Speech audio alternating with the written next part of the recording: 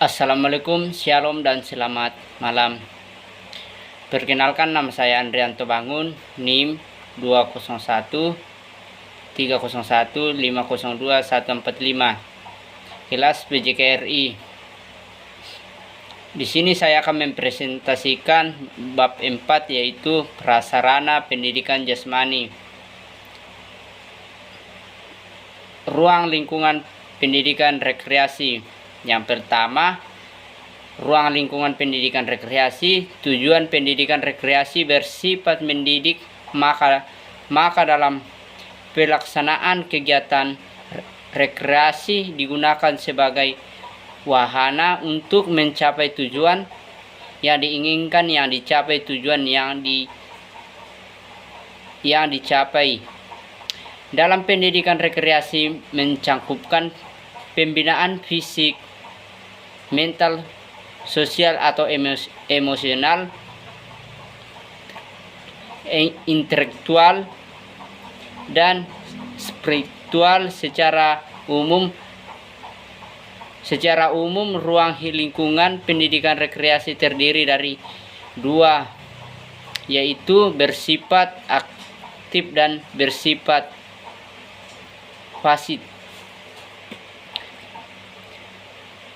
Yang pertama, ruang lingkungan aktif. Pendidikan rekreasi, ruang lingkungan yang aktif artinya kegiatan yang dapat diberikan kesenangan dan kepuasan pada para peserta didik, mulai aktif yang mereka lakukan sendiri atau kelompok.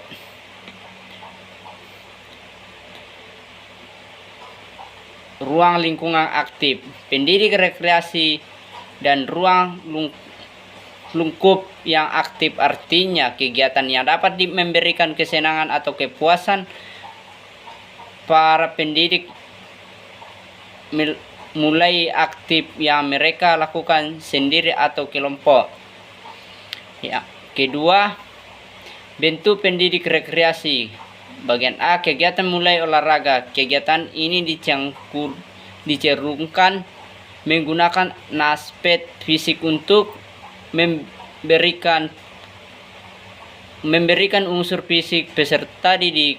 Yang bagian B, pendidik mulai seni. Dengan seni budaya merupakan kemampuan yang dapat diperoleh sejak lahir. Kegiatan ini dilakukan tanpa paksaan untuk memperoleh kepuasan pada anak didik.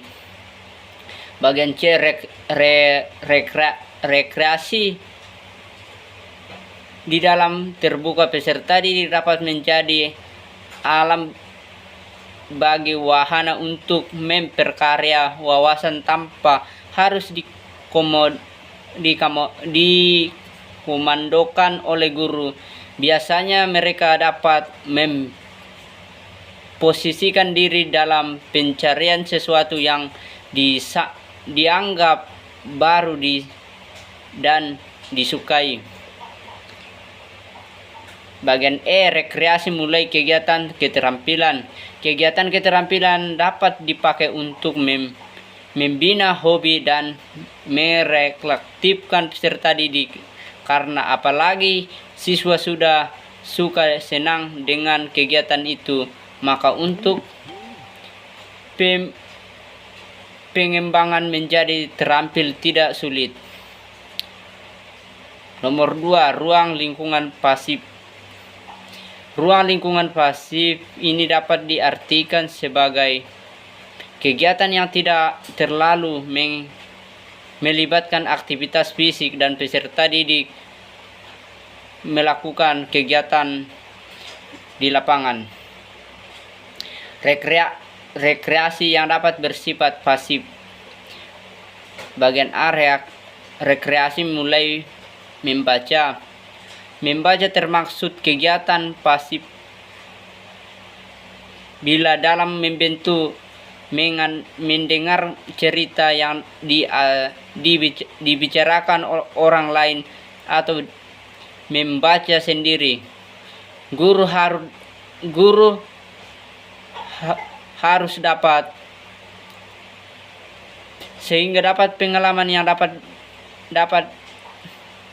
melalui pendidikan ini dapat peserta didik mulai tumbuh dan perkembangan kesenangan akan bacaan dan akhirnya mereka orang yang gemar berbicara. Hubungan rekreasi dan pendidikan jasmani. Pendidikan jasmani dan rekreasi pada dasarnya merupakan kesatuan internal yang berusaha untuk dapat membangkitkan peserta didik dan mengaktifkan. Meskipun demikian, keduanya memiliki bersifat masing-masing dalam banyak hal. Pendidik jasmani menjadi bagi internal dan kurikulum sekolah, artinya memiliki kedudukan yang sama wajib dengan mata pelajaran yang lain seperti sejarah, matematika, agama, bahasa dan ilmu pengetahuan alam. Sekianlah presentasi saya, lebih kurangnya mohon dimaafkan.